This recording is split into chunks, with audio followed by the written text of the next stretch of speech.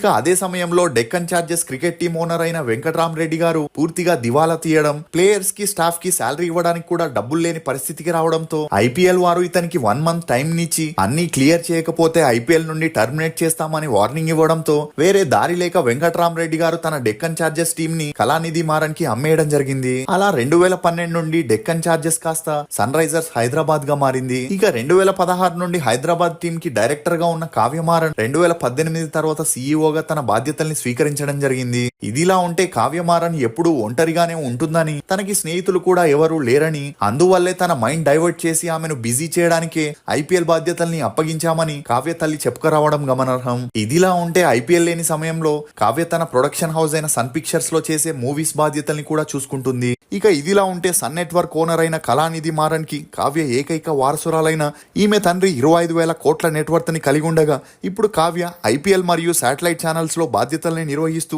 సొంతంగా 500 కోట్ల నెట్వర్త్ ని కలిగి ఉండడం గమనార్హం.